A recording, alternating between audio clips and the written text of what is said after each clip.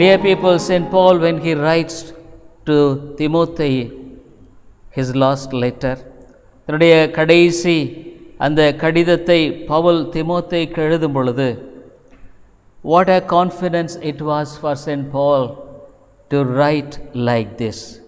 பரிசுத்த பவுலானவர் இவ்விதமாக எழுதுவது அவருக்கு எவ்வளோ பெரிய ஒரு நம்பிக்கையோடு கூட எழுதுகிற காரியம், எவ்வளோ பெரிய உன்னதமான காரியம். Yes, he is going to finish his life. அவர் தன்னுடைய வாழ்க்கையை முடிக்கப் போகிறார். Probably we don't know how many days he lived after this letter. எத்தனை நாட்களுக்காக பின்பாக இந்த கடிதத்துக்கு பின்பாக உயிர் வாழ்ந்தார் என்பது நமக்கு தெரியாது. But Lord, what a great confidence with which he has written. என்ன ஒரு நம்பிக்கையோடு கூட அவர் எழுதுகிறார்.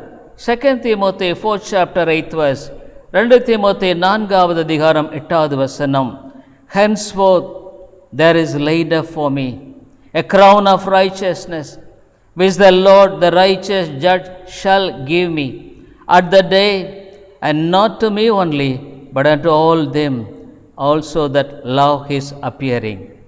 இது முதல் நீதியின் கிரீடம் எனக்காக வைக்கப்பட்டிருக்கிறது. நீதியுள்ள நியாயாதிபதியாக கர்த்தர் அந்நாளிலே அதை எனக்கு தந்தருளுவார். எனக்கு மாத்திரமல்ல, அப்பிரசன்னமாகுதலை விரும்பும் யாவருக்கும் அதை தந்தருளுவார். He is speaking with so certainty. நிச்சயத்தோடு கூட அவர் பேசுகிறார். He says, the righteous judge shall give me the crown of righteousness. நீதியின் கிரீடத்தை எனக்கு தந்தருளுவார். What a life of victory it is. என்ன ஒரு வெற்றியுள்ள வாழ்க்கை. When St. Paul was a jealous Jew, ஒரு வைராக்கியமான யூதனாக இருந்த வேளையில், God met him on the way to Damascus. தமஸ்கு போகிற வழியில் ஆண்டவர் எவ்விதமாக அவரை சந்தித்தார். Yes, he completely surrendered his life to God. தேவனுக்கு தன்னுடைய வாழ்க்கையை முழுமையாக ஒப்புக் கொடுத்தார். Now many years passed. அநேக ஆண்டுகள் கடந்து போனது. So much of sufferings in the ministry. ஊழியங்களில் எத்தனையோ பாடுகள். So many things he narrates in the epistle. அவர் அவ்விதமாக அங்கே பவுல் தன்னுடைய வாழ்க்கையில் எத்தனையோ காரியங்கள், எத்தனையோ பாடுகளினுடாய் கடந்து வந்ததை குறித்து பேசுகிறார். Yes, dear people, in the ministry, so many perils and so many things. Bible speaks of his sufferings. அவருடைய பாடுகளை குறித்து வேதமானது எவ்வளோ காரியங்களை குறித்து பேசுகிறதை குறித்து நாம் பார்க்கிறோம். பரிசுத்த பவுல் இவ்விதமாக அநேக பாடுகள், உபத்திரவங்களை குறித்து சொல்லும்படியாக அவர் சொல்லுகிற பல காரியங்களை குறித்து பார்க்கிறோம். St. Paul passes through lot of troubles, lot of difficulties. So St. Paul writes of this. ஆகவே பவுல் தாமே இவ்விதமான பல காரியங்களை குறித்து எழுதுகிறார். It's all his experiences.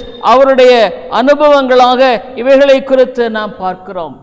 Many times starvation, அநேக சமயங்களில் பட்டினி, many times nakedness, நிர்வாணம், many times perils, பயங்கரமான ஆபத்துகள், many times he was without food, without shelter, தங்கும்படியான இடம் இல்லை, ஆகாரம் இல்லை.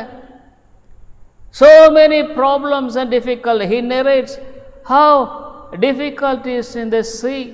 கப்பலில் அங்கு அவிதம் கடல்களிலே கடந்து போன அவிதமான பாடுகள்.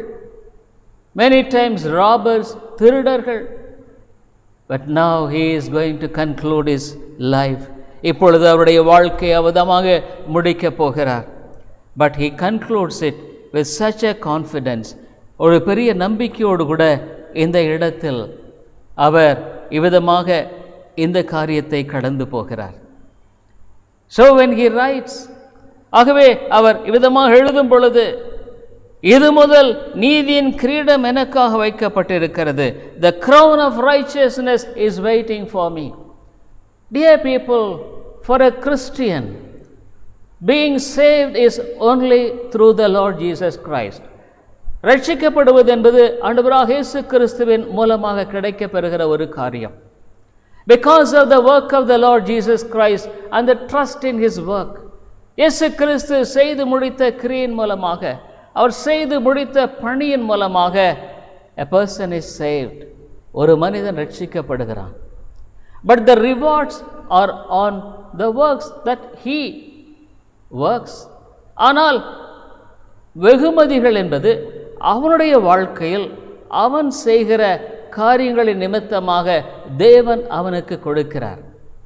It is not in his own strength, அவனுடைய சொந்த பலத்தினால் அல்ல, but getting strength from God. தேவனிடத்திலிருந்து பலத்தை பெற்றுக்கொண்டு at every situation looking to God to get strength.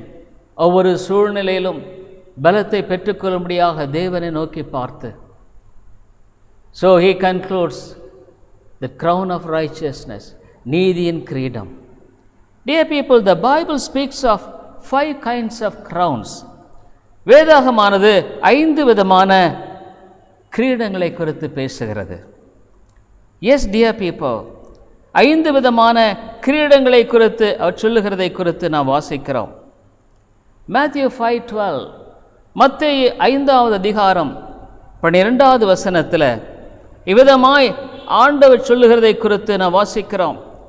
Matthew Gospel 5th chapter and 12th verse. மத்தேயு 5:11, Rejoice and be exceeding glad, for great is your reward in heaven, for so persecuted they are prophets which were before you. சந்தோஷப்பட்டு களி கூறுங்கள், பரலோகத்தில் உங்கள் பலன் மிகுதியாயிருக்கும். Your reward in heaven will be great. So dear people, every converted Christian has to strive for the rewards. ஒவ்வொரு கிறிஸ்தவனும் விதமான இந்த வெகுமதிக்காக பலனுக்காக போராட வேண்டியவனாக இருக்கிறார். Because this reward is by the very God himself. ஏனென்று கேட்டால் இந்த பலனானது தேவனாலே கொடுக்கப்படுகிறது. Suppose a person wins in a game, when he gets reward, he is so happy. ஒரு விளையாட்டில் ஒரு மனிதன் அங்கு வெற்றி பெறும் பொழுது சந்தோஷப்படுகிறார். Many people are there and he is getting his reward. அவன் வெகுமதியை பெறும் பொழுது அநேக மக்கள் இருக்கிறார்கள். But dear people, when the Lord God himself rewards us, what a great thing it will be. இது தேவனே நமக்கு வெகுமதி கொடுக்கும் பொழுது அது எவ்வளோ பெரிய ஆசீர்வாதமான காரியம். So every Christian has to strive to get more rewards from God. ஆகிய ஒவ்வொரு கிறிஸ்தவனும் தன்னுடைய வாழ்க்கையில் தேவனிடத்திலிருந்து அதிகமான வெகுமதிகளை பெற்றுக்கொள்ளும்படியாக போராட வேண்டியது அவசியம். Yes, God says even a cup of water, if you give, you will get the reward. ஒரு கலசம் தண்ணீரை கொடுத்தால் அதனுடைய பலன் in my name. So everything that we do for his sake, அவருடைய நாமத்தின் நிமித்தமாக நம்ம செய்கிற எதுவாக இருந்தாலும் சரி, whatever we do for God, தேவனுக்காக எதை செய்தாலும் சரி, whatever we lose for God, தேவனுக்காக எதை நாம் இழந்து போனாலும் சரி, whatever the suffering that we pass through, நாம் எவ்வளவான பாடுகளினோடாய் கடந்து போனாலும் சரி, there is reward. அதில் பலன் இருக்கிறது. If you are a child of God, நீ ஒரு தேவனுடைய பிள்ளையாக இருக்கும் பொழுது, when you live a life of pleasing to God, தேவனுக்கு நீ பிரியமாய் வாழும் பொழுது, great is the reward, அதிகமான பலன். St. Paul says to திமோத்தேயுக்கு எழுதும்போது Pavul 1 Timothy 4th chapter 5th verse, 1 தீமோத்தேயு 5வது 1 தீமோத்தேயு 4வது அதிகாரம், 1 Timothy 4th chapter and 5th verse, 5வது வசனம், நீயோ எல்லாவற்றிலும் மன தெளிவுள்ளவனாயிரு, தீங்கு அனுபவி, சுவிசேஷத்தினுடைய வேலையை செய், உன் ஊழியத்தை நிறைவேற்று. Yes, and Paul says, you see, Pavul விதமாக சொல்லுகிறார், but watch thou in all things, endure afflictions. உபத்திரவமா அனுபவி, தீங்கு அனுபவி. because your reward will be great. உன்னுடைய பலனானது மிக பெரிதாக இருக்கும். Those people who really believe in heaven and hell, பரலோக மோட்சத்தை உண்மையாய் விசுவாசிக்கிறவர்கள், those who trust in God's word, அவருடைய வார்த்தை விசுவாசிக்கிறவர்கள், only can really understand this. அவர்கள் மாத்திரம்தான் இதை விளங்கிக் கொள்ள முடியும். Only they could appreciate this in their own lives. அவர்கள் மாத்திரம்தான் இதை தங்களுடைய வாழ்க்கையில் சொந்தமாக்கி கொள்ள முடியும். Otherwise you will hear and simply leave off. இல்லைன்னா நீ எதோ கேட்ப விட்டுடுவ. We are people, even for a preaching, ஒரு பிரசங்கத்தில் கூட I can't expect God speaking to all the people. எல்லாரிடத்திலும் ஆண்டவர் பேசுகிறார் என்பதை எதிர்பார்க்க முடியாது. Only people whom God has chosen to speak to them, God will speak. தேவன் யாரிடத்தில் பேச வேண்டும் என்று அவர் நிர்ணயித்திருக்க அவரிடத்தில் மாத்திரம்தான் பேசுவார்.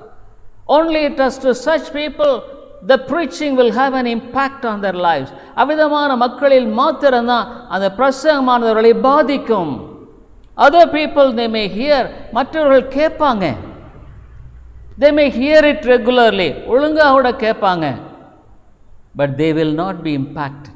ஆனால் பாதிக்கப்பட மாட்டார்கள். Their hearts will not be challenged. அவருடைய இருதயமானது அந்த ஒரு சவாலை ஏற்றுக்கொள்வதில்லை.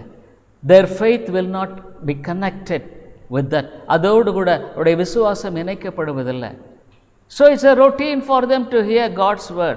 அவருடைய வார்த்தையை கேட்பது அவர்களுக்கு ஒரு வழக்கம். It's all just for an hour. ஒரு மணி நேரம் அவ்வளவுதான். This all their routine spiritual duty. அவருடைய வாழ்க்கையில் ஒரு வழக்கமான ஆவிக்குரிய காரியம். But when the Spirit of God speaks, பரிசுத்த ஆவியானவர் பேசும் பொழுது, He applies the word to their hearts. அவர் தம்முடைய வார்த்தை அந்த இருதயங்களில் பதிக்கிறார். To whom He has chosen to speak, யாருடைய உள்ளத்தில் பேச வேண்டும் என்று அவர் நிர்ணயித்திருக்கிறார். Her hearts are affected. அவருடைய இருதயமானது பாதிக்கப்படுகிறது. When they hear such things, விதமான காரியங்களை கேட்கும் பொழுது, they yearn for that. அதற்காக அவர்கள் வாஞ்சிக்கிறார்கள். They long for that. அதை விரும்புகிறார்கள். They pray for that. அதற்காக ஜெபிக்கிறார்கள். They live for that. அதற்காக வாழுகிறார்கள். This is the real Christian life. இதுதான் உண்மையான கிறிஸ்தவ வாழ்க்கை. Dear people, we live in a very bad day.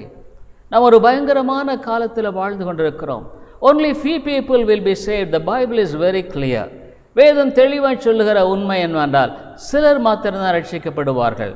Not all the people who say, who follow Christ, no, they will not be saved. இயேசுவை பின்பற்றுகிறேன் என்று சொல்லுகிற எல்லா மக்களும் ரட்சிக்கப்படுவதில்லை. Only few people will go to heaven. The Bible is very clear. வேதம் தெளிவாய் சொல்லுகிறது. Only few people will strive to get into the narrow gate, straight gate and narrow path. ஒரு சிலர் மாத்திரம்தான் அந்த இடுக்கமான வாசல், நெருக்கமான வழியில் போகிறதுக்கு பிரயாசப்படுவார்கள். But many people they may strive. அநேகர் அவ்விதமாக அதுக்கு முயற்சிக்கலாம். But they will fail. தோற்று போவார்கள். They will never get in. நுழைய மாட்டார்கள். Christian life is a straight gate and narrow path. ஒரு இடுக்கமான வாசல், நெருக்கமான வழி. But God will be there. தேவனோடு கூட இருப்பார். But today's Christians, ஆனால் இன்றைய கிறிஸ்தவர்கள், many people, they want to follow Christ according to their circumstances. தங்களுடைய சூழ்நிலைக்கு ஏற்றமாக கிறிஸ்துவை பின்பற்ற விரும்புகிறார்கள். No, dear people, a true Christian sets his eyes on Christ. ஒரு மெய்யான கிறிஸ்தவன் தன்னுடைய கண்களை கிறிஸ்துவின் மேலே வைத்திருக்கிறான். He walks looking unto Jesus. இயேசுவை நோக்கி அவர் நடக்கிறவனாக இருக்கிறான். So for the people who really follow God, ஆண்டவரை உண்மையாலுமே பின்பற்றுகிறவர்களுக்கு God has got his reward. தன்னுடைய பலனை வைத்திருக்கிறார். The Bible talks about 5 kinds of crowns. இந்த வேதமானது 5 விதமான கிரீடங்களை குறித்து பேசுகிறது. Salvation is a gift. ரட்சிப்பு வெகுமதியாய் கொடுக்கப்படுகிறது. But the crowns are rewards for your works. ஆனால் கிரீடங்கள் உன்னுடைய ஆண்டவரைக்காக உழைத்த ஆண்டவருடைய காரியங்களை பின்பற்றினது நிமித்தமாக உனக்கு கொடுக்கிற காரியம், for the labour that you labour for God, ஆண்டவருக்காக நீ உழைத்த அந்த உழைப்பாக அவைகள் கொடுக்கப்படுகிறதாக இருக்கிறது. ஒவ்வொருவரும் அவருடைய வாழ்க்கையில் அவர்களுடைய வாழ்க்கை முறையின்படியாகத்தான் பலனளிக்கப்படும். For everyone the reward will be according to their way of life. Probably many people will try to build their lives, build their work. அநேகர் தங்களுடைய வாழ்க்கை அல்லது தங்களுடைய பணியை கட்ட பிரயாசப்படுவார்கள். But there are two kinds of building up. இரண்டு விதமான கட்டுதல் இருக்கிறது. 1 Corinthians 3rd chapter, 1 கொரிந்தியர் 3வது அதிகாரம் 13th verse 10 to 13, 10 13. Here God says, according to the grace of God which is given unto me, as a wise master builder, I have laid the foundation, and another buildeth thereon. Yes, the foundation is the Lord Jesus Christ. அஸ்திபாரம் ஆண்டவராக இயேசு கிறிஸ்து. The Bible says, but let every man take heed how he buildeth thereupon. அதன் மேலாக அவன் தன்னுடைய காரியத்தை தன்னுடைய விசுவாசத்தை கொண்டு எவ்விதமாக கட்டுகிறான் என்பதை பார்க்க கடவன். The Bible is very clear. வேதம் தெளிவாக சொல்லுகிறது, எனக்கு அளிக்கப்பட்ட தேவ கிருபையின்படியே புத்தியுள்ள சிற்பாசாரியை போல அஸ்திபாரம் போட்டேன், வேறொருவன் அதன் மேல் கட்டுகிறான், அவன் அதன் மேல் இன்ன விதமாய் கட்டுகிறான் என்று பார்க்க கடவன். See, how are you building this faith? இந்த விசுவாசத்தை எப்படி நீ கட்டுற? How is your life being built upon in spending for the Lord? ஆண்டவருக்காக உழைக்கிறதுல உன்னுடைய வாழ்க்கையில எவ்விதமாய் கட்டுகிறாய்? 11th verse, for other foundation can no man lay than that is laid, which is Jesus Christ. போடப்பட்டிருக்கிற அஸ்திபாரமாகிய இயேசு கிறிஸ்துவை அல்லாமல் வேறு அஸ்திபாரத்தை போட ஒருவனாலும் கூடாது. But there are two kinds of building up. ரெண்டு விதமாக கட்டும்படியான காரியமானது இருக்கிறது. 12th verse, ஒருவன் அந்த அஸ்திபாரத்தின் மேல் பொன் வெள்ளி விலையேறப்பெற்ற கல் அல்லது மரம் புல் வைக்கோல் ஆகிய இவைகளை கொண்டு கட்டினாள். If any man build upon this foundation gold, silver, precious stones, and the other group wood, hay and stubble. இவ்விதமாக அவனுடைய வாழ்க்கையில கட்டுகிறவனாக இருக்கிறான். One person builds with eternal materials. ஒரு மனிதன் நித்தியமான காரியங்களை கொண்டு அவன் கட்டுகிறான். Looking at eternity, நித்தியத்தை நோக்கி பார்த்து. He builds his life, அவனுடைய வாழ்க்கையை அவன் கட்டுகிறான். He builds his life for God, தேவனுக்காக அவன் செய்யும்படியான ஊழியத்தை குறித்து அவன் பார்க்கிறான். The other people, மற்றவர்கள் என்ன, how do they build it? எவ்விதமாக செய்கிறார்கள்? Simply they build up with things which will destroy. அழிந்து போகிற காரியத்தினால கட்ட பார்க்கிறார்கள். Stones, wood, hay and stubble. Wood, hay and stubble. மரம், புல், வைக்கோல். Your labor will be tested. உன்னுடைய ஊழியமானது, உன்னுடைய வாழ்க்கையான your life will be tested. பரிசோதிக்கப்படும். Because it will be tested by fire. Bible says, அக்னியினால இது பரிசோதிக்கப்படும் என்று சொல்லக்கூடியதை பார்க்கிறோம். So your life will be tested. உன்னுடைய வாழ்க்கையானது பரிசோதிக்கப்படும். Did you really build your life with eternal perspective? நித்தியமான காரியங்களை கொண்டு உன்னுடைய வாழ்க்கையை கட்டுறையா, இல்லை simply living a life of doing this and that, இதையும் அதையும் நீ கட்டி கொண்டிருக்கிறாயா? It will be examined. அது ஆராய்ந்து அறியப்படும். But Bible says, those who build their lives with wood, hay and all, அங்கே வைக்கோலும் புல்லுமாக கட்டுகளுடைய வாழ்க்கையை நம்ம பார்க்கும் பொழுது, what the Bible says, வேதமானது என்ன சொல்லுகிறதை குறித்து பாருங்கள். 1 Corinthians 3rd chapter, 1 கொரிந்தியர் 3வது அதிகாரம். Dear people, your life is being tested. உன்னுடைய வாழ்க்கையானது அவிதமாக ஆராய்ந்து அறியப்படுகிறது. So how is your work? உன்னுடைய வாழ்க்கை முறை எவ்விதமாய் காணப்படுகிறது? This is very important. முக்கியமான இது ஒரு காரியமாக இருக்கிறது. 13th verse, every man's work shall be made manifest, for the day shall declare it. அப்போ என்ன உன்னுடைய வாழ்க்கை என்பது வேதம் சொல்லுகிறது, அவனுடைய வேலைப்பாடு வெளியாகும், நாளானது அதை விளங்க பண்ணும். Your life will be examined. உன்னுடைய வாழ்க்கை சோதித்தறியப்படும். With what zeal, with dedication, நீ எந்த விதமான ஆர்வத்தோடு அர்ப்பணிப்போடு செய்த. Suppose if you are saved, நீ ரட்சிக்கப்பட்டிருந்தாயானா, even the Bible says, ஏனெனில் அது அக்கினியினாலே வெளிப்படுத்தப்படும். For the day shall declare it, because it shall be revealed by the fire. What it meant? அப்படின்னா என்ன? Oh, the test will be such a severe one. Nothing could escape. அந்த ஆராய்ந்து அறியப்படுகிறது அவ்வளோ ஒரு பயங்கரமான விதத்தில், எதுவுமே தப்பிக்க முடியாது. And the fire shall try every man's work of what sort is. ஆகவே அவனுடைய வாழ்க்கையானது, அவனுடைய வேலைப்பாடு எத்தன்மையுள்ள அக்கினியானது பரிசோதிக்கும். அவனே ரட்சிக்கப்படுது அரிது. பைபிள் சொல்லுது, even we don't know whether he will be spared. அவன் ரட்சிக்கப்படுகிறது அரிது என்று சொல்லப்படுகிறது. Dear people, how are you building your Christian life when it is being tested? Will it stand? உன்னுடைய கிறிஸ்தவ வாழ்க்கை எப்படி கட்டப்பட்டு இருக்கு? அக்கினியினால சோதிக்கப்படும் பொழுது அது நிலை நிற்குமா? Is your dedication to God is true? ஆண்டவருக்கு என்று உடைய வாழ்க்கையில அர்ப்பணிக்கப்பட்ட அர்ப்பணிப்பை கொண்டதாக உன்னுடைய அர்ப்பணிப்பு இருக்கிறதா?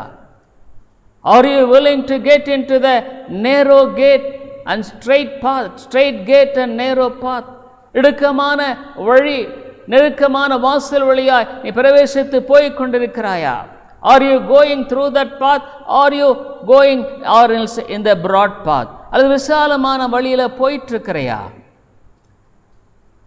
Do you really want to do God's will in your life, in everything? உன்னுடைய வாழ்க்கையில எல்லாவற்றிலும் ஆண்டவருடைய சித்தத்தை செய்ய நீ விரும்புகிறாயா? Do you want to please God or to please man? தேவனை பிரியப்படுத்த விரும்புகிறாயா அல்லது மனுஷனை பிரியப்படுத்த விரும்புகிறாயா? It's all will be examined. எல்லாம் இது ஆராய்ந்து அறியப்படும். But dear people, if you are not saved, ரட்சிக்கப்படலைன்னா, that is a horrible thing, going to the hellfire. நரகத்துக்கு போவது மிக பயங்கரம். Even if you are saved, நீ ரட்சிக்கப்பட்டிருந்தாலும், yourself, you will be ashamed. நீ வெட்கப்படுவ. When everybody is getting the rewards, ஒவ்வொருவரும் அந்த பலனை பெற்று கொண்டிருக்கும் பொழுது, I don't know how it will be in heaven. பரலோகத்தில் அது எப்படி இருக்குன்னு தெரியாது. But you will be put to shame. நீ வெட்கப்படுவ. Because everything what you have done is being examined by fire. அக்கினியினால சோதிக்கப்பட்டு எல்லாம் வெந்து போகும்னு பைபிள் சொல்லுது. You see 15th verse, 14th verse, 14வது வசனம், அக்கினியினால சோதிக்கப்படும். It will be examined by fire. 1 Corinthians 3rd chapter, 1 கொரிந்தியர் 3வது அதிகாரம். When it is being tested by fire, அக்கினியினால பரிசோதிக்கப்படும் பொழுது. 14th verse, if any man's work abide, which he hath built thereupon, he shall receive a reward. அதன் மேல் ஒருவன் கட்டினது நிலைத்தால் அவன் கூலியை பெறுவான். If any man's work shall be burned, he shall suffer loss, but he himself shall be saved, it so as by fire. ஒருவன் கட்டினது வெந்து போனால் அவன் நஷ்டமடைவான். அப்படின்னா என்ன? அவன் வெட்கப்படுவான். Before others he will be ashamed. when everybody gets reward, எல்லாம் பலனை பெற்றுக்கொள்ளும் பொழுது you will be ashamed. நீ வெட்கப்படுவ. because God has given so precious opportunities. இவ்வளோ நல்ல தருணங்களை ஆண்டவர் உனக்கு கொடுத்திருக்கிறார். but you lost everything. எல்லாவற்றையும் நீ இழந்துட்ட. நஷ்டமடைவான் என்று சொன்னால் என்ன? what is that loss? you will be ashamed. வெட்கப்படுவ. I don't know how this will be. This shame will be terrible before all other people. எல்லா மக்கள் மத்தியில். I don't know, dear people, how this will be. I could not understand. இது எப்படி இருக்கும் என்னால் விளங்கிக் கொள்ள முடியல. when everybody gets reward, ஒவ்வொருவரும் பலனை பெற்றுக்கொள்ளும் பொழுது you will, நீ தப்புறதே பெருசா இருக்கும். அதன் மேல் ஒருவன் கட்டினது நிலைத்தான் குழிய பெறுவான். 15th verse, if any man's work shall be burned, he shall suffer loss, but he himself shall be saved, it so as by fire. ஒருவன் கட்டினது வெந்து போனால் அவன் நஷ்டமடைவான், அவனோ ரட்சிக்கப்படுவான், அதுவும் அக்கினியில் அகப்பட்டு தப்பினது போல் இருக்கும். நீயே ரட்சிக்கப்படுங்கிறது அது அக்கினியிலிருந்து தப்பிச்சதை போல, ஐயோ பொழைச்சோம் தப்புனோன்னு இருக்கும். you are simply escaped from damnation to the hellfire. நரக ஆக்கிலிருந்து நீ தப்பினது தான் மிச்சம். so you will be ashamed. அப்போ நீ வெட்கப்படுவ. what a shame it is. என்ன ஒரு துக்ககரமான காரியம் இல்லை? God has given lot of opportunities. எவ்வளோ ஆண்டவர் சந்தர்ப்பங்களை கொடுத்தார். but you trusted the world. உலகத்தை நம்பினாய்.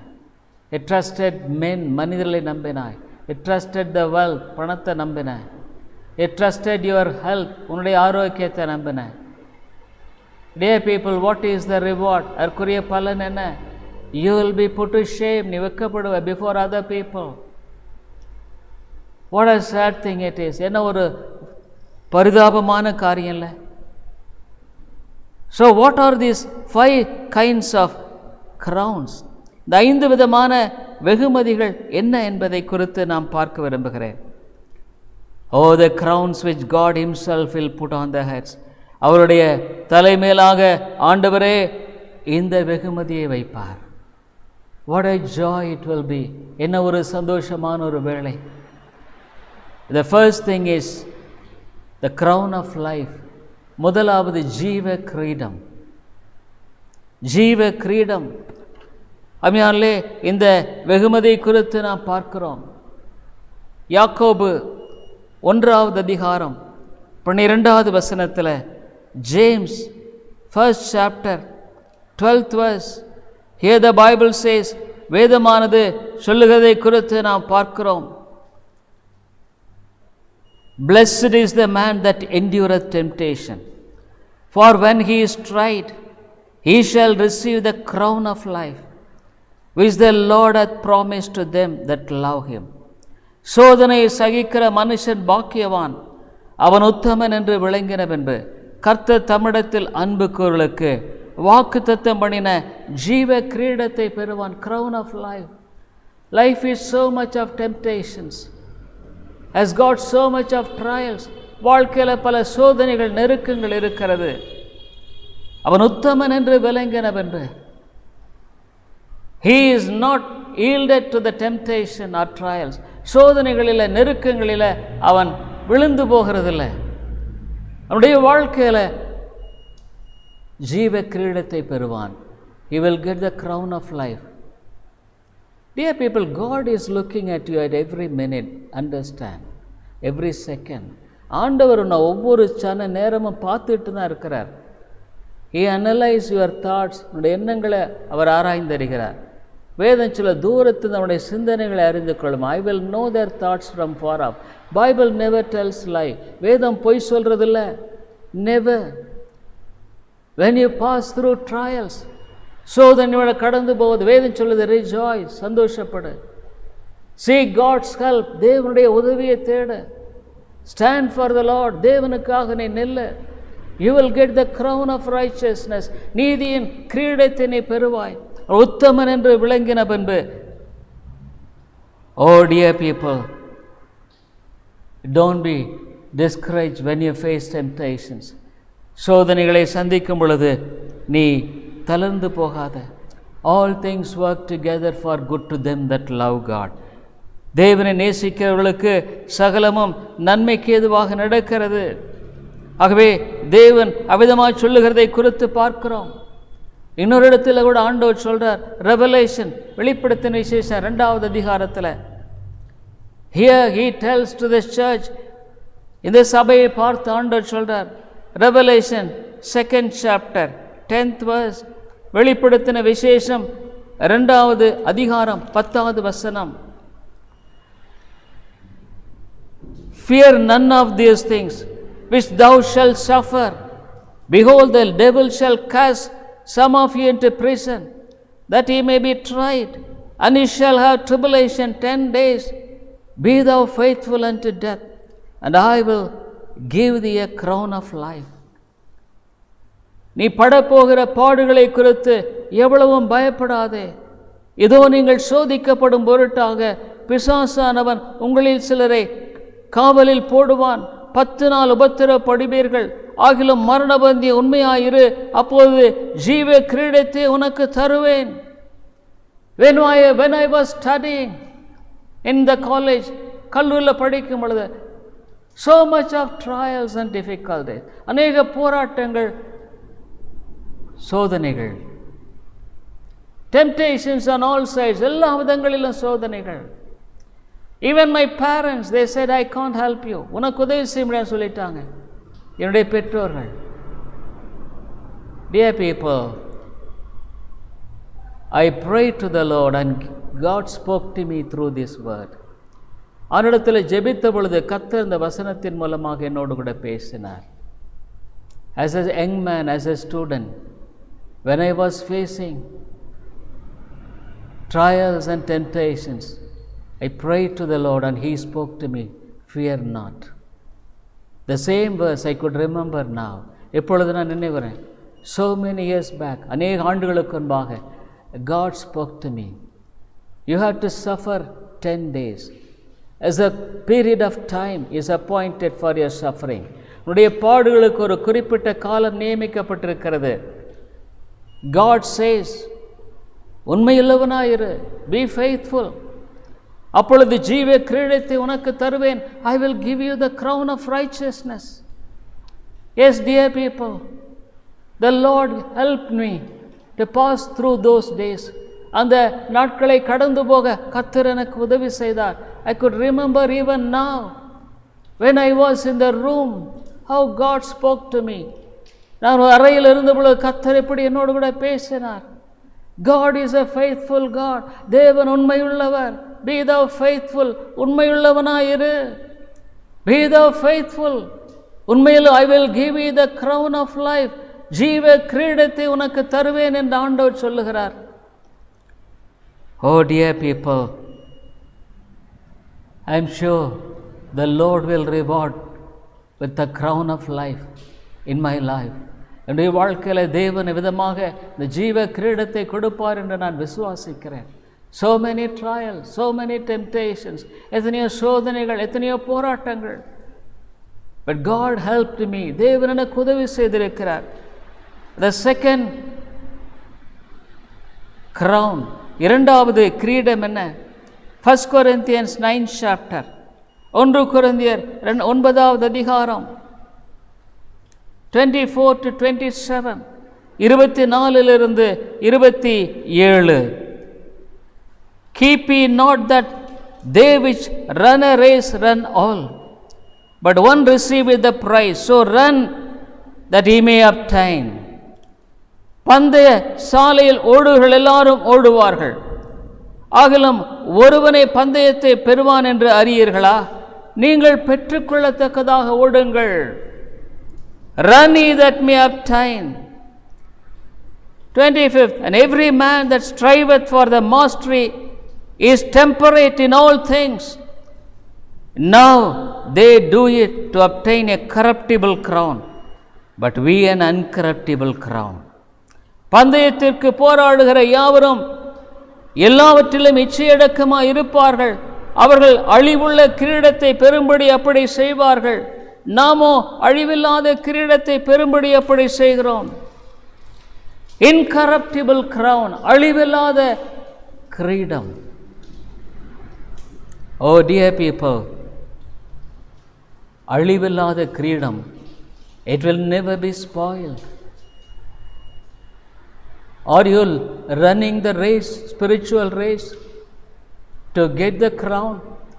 இந்த வெகுமதியை பெற்றுக்கொள்ளும்படியாக உன்னுடைய ஆவிக்குரிய வாழ்க்கையில் ஓடிக்கொண்டிருக்கிறையா?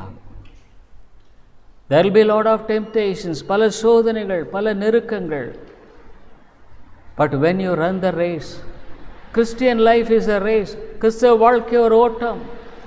When you run the race, இந்த ஓட்டத்தை ஓடும் பொழுது, when you finish it, இதை முடிக்கும் பொழுது, you will get an incorruptible, அழியாத கிரீடத்தை கர்த்தர் கொடுப்பார். The second. மூன்றாவது வேதத்தில் நாம் பார்க்கிறோம், இவ்விதமான இங்கே ஓடும்படியான ஓட்டத்தை நீ எவ்விதமாய் ஓட வேண்டும். I would like to come to the second point. Hebrew 12:1-3. எப்படி நீ ஓடணும், how you should run, how you should run this race. இந்த ஓட்டத்தை நீ எப்படி ஓடணும்? Bible says, எபிரேயர் 12:1-3. Wherefore seeing we also are compassed about with so great a cloud of witnesses, let us lay aside every weight and the sin which doeth so easily beset us, and let us run with patience the race that is set before us. ஆண்டவர் சொல்றாரு, இவ்விதமான ஒரு பந்தய ஓட்டத்தை வைத்திருக்கும் பொழுது உன்னுடைய வாழ்க்கையில் நீ எப்படி ஓட வேண்டும் என்பதை குறித்து சொல்லுகிறார். How should you run? ஆகையால் மேகம் போன்ற இத்தனை திரளான சாட்சிகள் நம்மை சூழ்ந்து கொண்டிருக்க, பாரமான யாவற்றையும் நம்மை சுற்றி நெருங்கியிருக்கிற பாவத்தையும் தள்ளிவிட்டு விசுவாசத்தை துவக்கிறவரும் முடிக்கிறவருமா இருக்கிற இயேசுவை நோக்கி நமக்கு நியமித்திருக்கிற ஓட்டத்தில் பொறுமையோடு ஓட கடவோம். Let this race run with patience, looking unto Jesus, the author and finisher of our faith. விசுவாசத்தை துவக்கிறவரும் முடிக்கிறவருமான இயேசுவை நோக்கி. Oh, looking at Jesus, the one who ran the race with patience. பொறுமையோடு ஓடின இயேசுவை நோக்கி ஓடுகிற ஓட்டம். அருமையானவர்களே, பந்தய சாலையில் அழியாத கிரீடத்தை கர்த்தர் உனக்கு கொடுப்பார். மூன்றாவதாக, third, the crown of rejoicing, களி கூறுதலின் கிரீடம். You will rejoice in heaven always. எப்பொழுதும் பரலோகத்தில் சந்தோஷமாக நீ இருப்ப. 1 Thessalonians 2nd chapter, 2 தெசலோனிக்கர் 2வது அதிகாரம் 19th verse. For what is our hope, our joy, our crown of rejoicing? Are not even ye in the presence of our Lord Jesus Christ at his coming? எங்களுக்கு நம்பிக்கையும் சந்தோஷமும் மகிழ்ச்சியின் கிரீடமாய் இருப்பவர்கள். Dear people, those who win souls, they will be rejoicing people.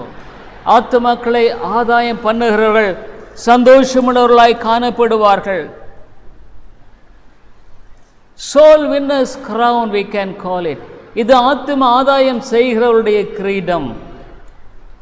Rejoicing crown, சந்தோஷமான கிரீடம், சந்தோஷத்தின் கிரீடம். இது யாருக்காக கொடுக்கப்படும்?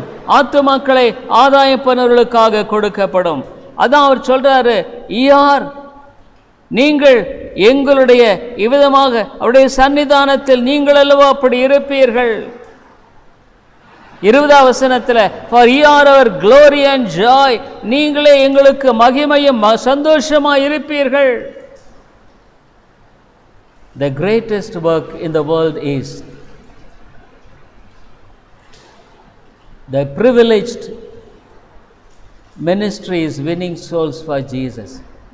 இயேசுவுக்காக ஆத்துமாக்களை ஆதாயம் பண்ணுகிறது மிகப்பெரிய ஒரு ஸ்லாக்கியம்ங்க. Spurgeon says, ஸ்பர்ஜன் சொல்கிறார், win souls you can experience a great joy of the Lord which you have never experienced. ஆத்துமக்களை ஆதாயம் பண்ணு, உடைய வாழ்க்கையில் ஒரு காலம் அனுபவித்திராத சந்தோஷத்தை நீ அனுபவிப்பாய். Dear people, you live for this world. இந்த உலகத்துக்காக வாழ்கிற. Your all worries and anxieties is for the world. நீ உலகத்துக்காகவே வாழ்கிற. கவலைகள், பொருளாசை எல்லா பாவத்துக்கும் வேருக்கு தீமைக்கும் வேறாக இருக்கிறது. Covetousness is the root of all evil. சில தங்களை உருவ குத்திக் கொள்கிறார்கள். They pierce themselves because of covetousness. பொருளாசையினால நிறைய பேர் தாங்களே உருவ குத்திக் கொள்கிறார்கள். Are you a man of that? அவ்விதமாக உடைய வாழ்க்கையில் காணப்படுகிறையா? Oh, what a rejoicing, crown of rejoicing. சந்தோஷத்தின் கிரீடம். உண்மையாலுமே ஒரு ஊழியனுடைய ஒரு ஆண்டுடைய பிள்ளையின் வாழ்க்கையில் இந்த கிரீடங்களை எல்லாம் பெற்றுக்கொள்வது, it will be a great reward. இது மிகப்பெரிய ஒரு பலனாய் காணப்படும். What a great joy it will be. அது எவ்வளோ ஒரு பெரிய சந்தோஷமாக இருக்கும். You think about this. யோசனை பண்ணி பாருங்க. Dear people, this is something great. Fourth thing, 4வது வசனம், the crown of righteousness, நீதியின் கிரீடம். That is what Saint Paul said in 2 Timothy. 2 தீமோத்தேயுல Pavul அதைத்தான் சொல்றார். 2 Timothy 4th chapter 4 அதிகாரத்தை அதான் சொல்றார். இங்க பாருங்க, 2 தீமோத்தேயு 2வது அதிகாரம் 3-5. 2 Timothy 2nd chapter 3-5. Thou therefore endure hardness as a good soldier of Jesus Christ. நீயும் இயேசு கிறிஸ்துவுக்கு நல்ல போர்ச்சேவகனாய் தீங்கு அனுபவி. Be a good soldier. No man that warreth entangleth himself with the affairs of this life, that he may please him who hath chosen him to be a soldier. தண்டில் சேவகம் பண்ணுகிற எவனும் தன்னை சேவகம் எழுதி கொண்டவனுக்கு ஏற்றபடியாயிருக்கும்படி பிழைப்பு கெடுத்த அலுவல்களில் சிக்கிக்கொள்ள மாட்டான். நோ, வேதனை சொல்லுகிறது, பைபிள் சேஸ், இது முதல் நீதியின் கிரீடம் எனக்காக வைக்கப்பட்டிருக்கு. You will not be entangled in this world. உலகத்தில் நீ மாட்டிக்கிட்டு அலைகிறவனாக இருக்க மாட்டேன். You are a separated person for God. ஆண்டவருக்காக பிரித்தெடுக்கப்பட்ட நபர். அதைத்தான் நம்ம 2 தீமோத்தேயு 4:8 பார்க்கிறோம். Henceforth there is laid up for me a crown of righteousness, which the Lord, the righteous judge, shall give me at the day, and not to me only, but unto all them also that love his appearing. இது முதல் நீதியின் கிரீடம் எனக்காக வைக்கப்பட்டிருக்கிறது. நீதியுள்ள நியாயாதிபதியாகிய கர்த்தர் நாளிலே அது எனக்கு தந்தருளுவார். The crown of righteousness. Oh dear people, God has got special privileges.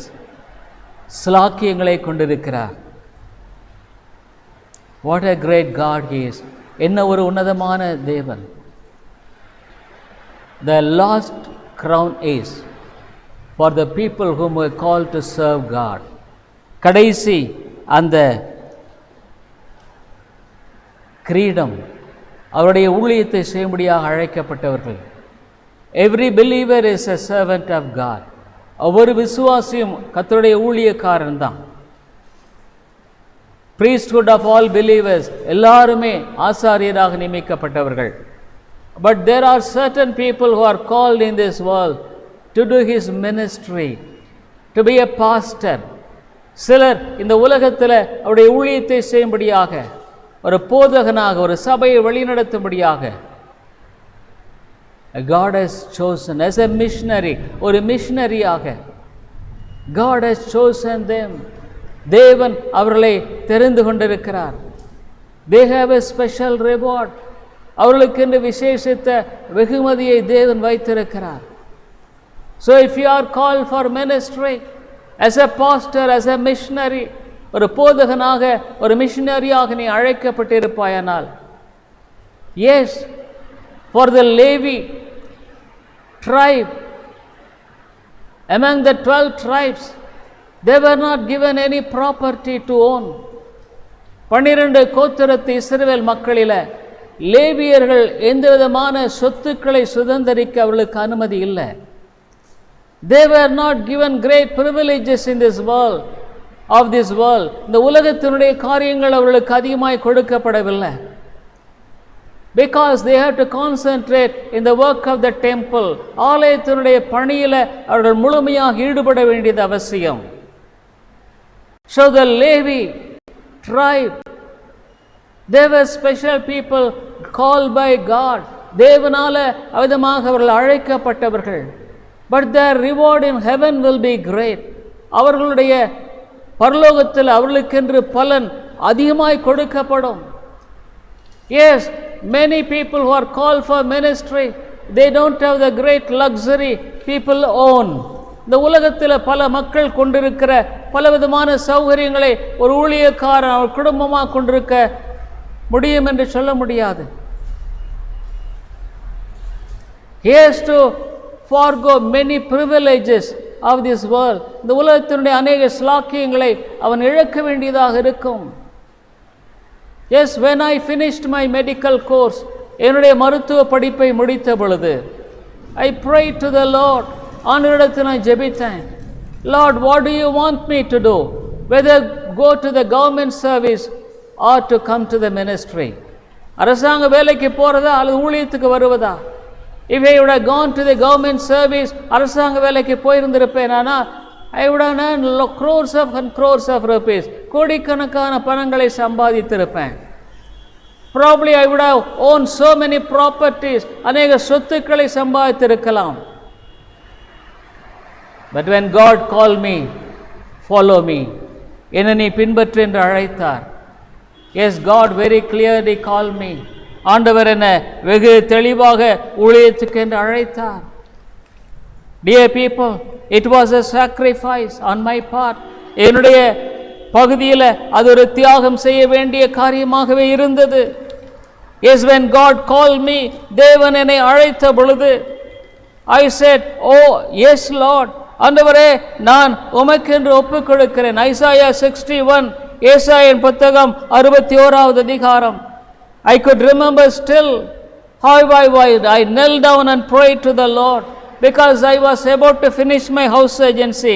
என்னுடைய மருத்துவ படிப்பினுடைய அந்த பயிற்சி முடிக்க வேண்டிய வேலை வந்தது. நான் எவ்விதமாக முழங்கால் படியிட்டு ஆண்டவரிடத்தில் ஜெபித்தேன். I could remember it well. அதை நான் நினைவு கூறுகிறேன். ஐசாயா 61, ஏசாயா 21. The Bible is very clear. வேதம் தெளிவாக சொல்லுகிறது, The Spirit of the Lord God is upon me. கர்த்தருடைய தேவனுடைய ஆவியானவர் என் மேல் இருக்கிறார். Because the Lord hath anointed me to preach good tidings unto the meek. சிறுமைப்பட்டவர்களுக்கு சுவிசேஷத்தை அறிவிக்க கர்த்தர் என்னை அபிஷேகம் பண்ணினார். Dear people, I was anointed by God on that day. அந்த நாளில கர்த்தர் என்னை அபிஷேகம் பண்ணினார். Nobody anointed me in this world. I was not ordained as a preacher even anywhere. நான் இங்கே எங்கேயுமே யாராலையும் ஒரு பிரசங்கி என்று நான் அவிதமாக அங்கு பிரதிஷ்டை பண்ணப்படவில்லை. No. Spurgeon said, God has anointed me. God has ordained me. I don't want any man to ordain me. தேவன் என்னை அபிஷேகம் பண்ணினார். தேவன் என்னை இந்த ஊழியத்துக்கு என்ன பிரதிஷ்டை பண்ணியிருக்கார். எந்த ஒரு மனுஷன் எனக்கு பண்ண வேண்டிய காரியத்தை நான் விரும்பலைன்னு சொல்லிட்டார். But all through this years, இத்தனை வருடங்களாக God has been faithful in the ministry. ஊழியங்களில் ஆண்டவர் உண்மையுள்ளவராக இருந்திருக்கிறார். He has been faithful to me. எனக்கு உண்மையுள்ளவராக இருந்திருக்கிறார். I was not faithful to him in many things. அவருக்கு நான் உண்மையுள்ளவனாக அநேக காரியங்களில் இல்லை. But God has been faithful to me. தேவன் எனக்கு உண்மையுள்ளவராக இருக்கிறார். I would like to start a series probably at the end of this month. இந்த மாதத்தினுடைய கடைசியில் நான் ஒரு தொடர்ச்சியாக பேசுகிற ஒரு ப்ரோக்ராமை செய்யும்படியாக யோசிக்கிறேன். My life Christian my life journey, என்னுடைய வாழ்க்கையினுடைய பிரயாணம். I would like to share how God led me in my life. என்னுடைய வாழ்க்கையில் ஆண்டவர் எப்படி என்னை வழி நடத்தினார். How he led me in so many problems and difficulties. எத்தனை சோதனைகள் போராட்டங்களை ஆண்டவர் என்னை வழி நடத்தினார். I would like to share my testimony in the continual series of this YouTube program. இந்த யூடியூப் ப்ரோக்ராம் மூலமாக தொடர்ந்து இந்த காரியத்தை நான் பகிர்ந்து கொள்ளும்படியாக திட்டமிட்டு வருகிறேன். Yes, surely it will be a blessing to many. அநேக ஆசீர்வாதமாக இருக்கும் என்று நான் விசுவாசிக்கிறேன். Yes, dear people, it was almost 1980, ஏறக்குறைய 1980-81, 81 I believe, 81 நினைக்கிறேன். For the 40 years, God has been faithful in my ministry. 40 ஆண்டுகளாக ஆண்டவர் என்னுடைய ஊழியத்தில் உண்மையுள்ளவராக இருந்திருக்கிறார். Until today, God has kept me to preach the gospel to many people. இன்றைக்கு வரைக்கும் அந்த சுவிசேஷத்தை பிரசங்கிக்கும்படியாக ஆண்டவர் என்னை வைத்திருக்கிறார். I am not a great preacher, ஒரு பெரிய பிரசங்கி இல்லை. But God has been faithful. தேவன் உண்மையுள்ளவராக இருந்திருக்கிறார். So God has anointed me. தேவன் என்னை அபிஷேகம் பண்ணினார். 6th verse, 6வது வசனம், Isaiah 61:6. ஏசாயா 61வது அதிகாரம் 6வது வசனம். Ye shall be named the priests of the Lord. Men shall call you the ministers of our God. நீங்களோ கர்த்தரின் ஆசாரியர் என்று சொல்லப்படுவீர்கள். உங்களை நமது தேவனுடைய பணிவிடைக்காரர் என்பார்கள். Yes, dear people, God called me 40 years back. 40 வருஷங்களுக்கு முன்னாடி அழைத்தார். Many times I was not faithful to God. அநேக காரியங்கள் வேளைகளில் ஆண்டவருக்கு உண்மையா இல்லை. But God never left me down. ஆண்டவர் என்னை கைவிட்டு விடலை. So God has got special crown for the people who are doing His ministry. அவருடைய ஊழியத்தை செய்கிறவர்களுக்கு ஆண்டவர் விசேஷித்த கிரீடத்தை வைத்திருக்கிறார். If you are called for ministry, ஒருவேளை ஆண்டவர் உன்னை ஊழியத்துக்கு என்று அழைத்திருப்பார், ஆனால் there is no greater honor than that. அதைவிட மேலான மகிமைகரமான காரியம் எதுவும் இல்லை. There is no greater profession in the world than serving the Lord as a pastor, as a missionary. ஒரு மிஷனரியாக, ஒரு ஊழியனாக இந்த உலகத்தில் அவருக்காக வாழ்கிற, பணி செய்கிற, இதை போல மகிமையான காரியம் வேறு ஒன்றுமில்லை. What is that crown? அந்த கிரீடம் என்பது என்ன?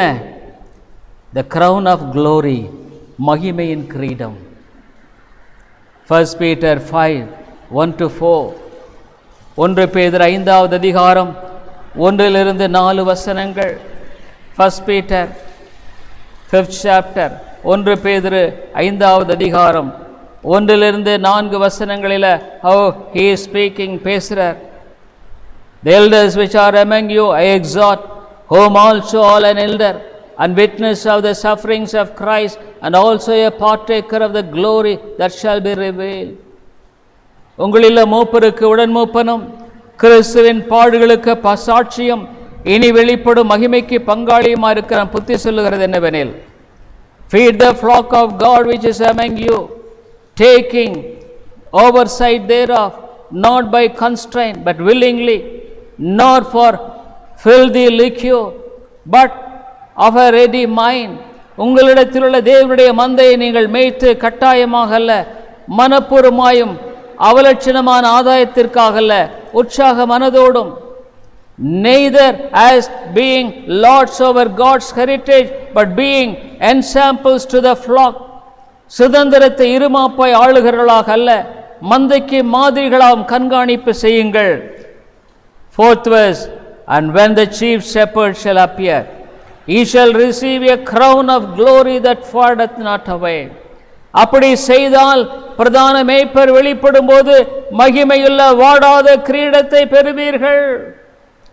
You will receive the crown of glory.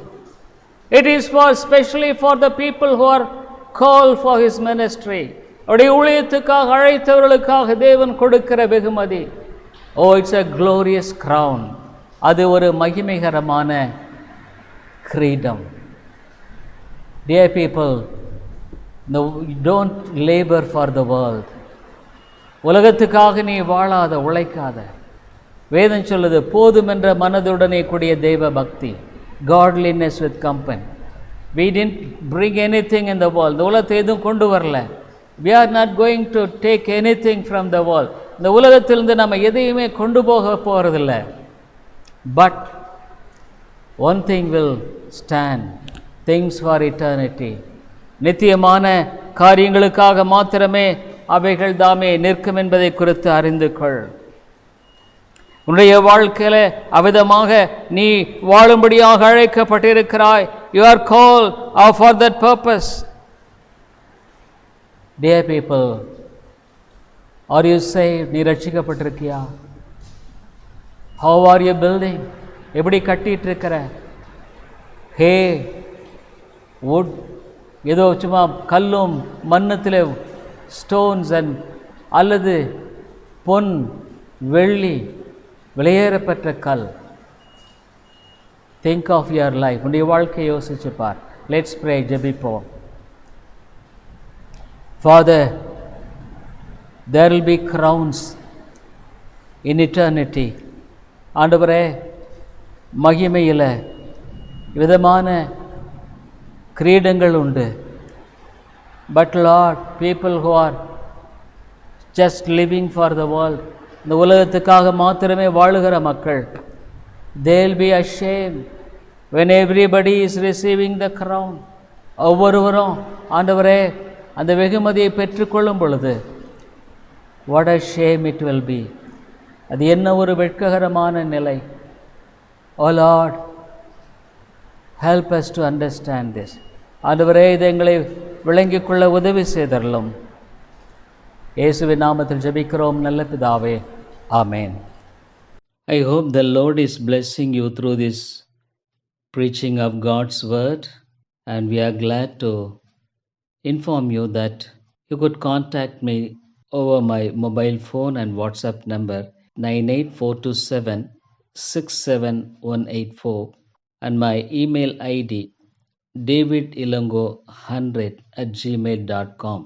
davidilongo100@gmail.com. Thank you very much. கிறிஸ்துவுக்குள் அன்பானவர்களே, நீங்கள் தொடர்ந்து இந்த தேவ செய்திகள் மூலமாக ஆசீர்வதிக்கப்பட்டு வருகிறீர்கள் என்று நாங்கள் நம்புகிறோம். எங்களுடைய ஞாயிறு ஆராதனை காலை 10:30 மணிக்கு இந்திய நேரப்படி, மாலை 6:30, ஒவ்வொரு புதன்கிழமை மாலை 6:30 மணிக்கு வேத ஆராய்ச்சி கூட்டம் உண்டு. இந்த கூட்டங்களில் நீங்கள் ஆன்லைனில் கலந்து கொள்ள உங்களை அன்போடு கூட அழைக்கிறோம். மேலும் உங்களுடைய ஆவிக்குரிய பாரங்களை நீங்கள் தயவுசெய்து எங்களோடு கூட பகிர்ந்து கொள்ளலாம். இன்னுமாக உங்களுக்கு ஆவிக்குரிய ஆலோசனை அல்லது இந்த சத்தியத்தை குறித்த தெளிவோ அல்லது விளக்கமோ தேவையானாலும் கூட என்னோடு கூட நீங்கள் தொடர்பு கொள்ளலாம். என்னுடைய வாட்ஸ்அப் எண், இன்னுமாக மொபைல் எண் 9842767184 9842767184. இன்னுமாக நீங்கள் இமெயிலில் தொடர்பு கொள்ள வேண்டுமானால் என்னுடைய இமெயில் ஐடி davidilongo100@gmail.com davidElango100@gmail.com. நன்றி.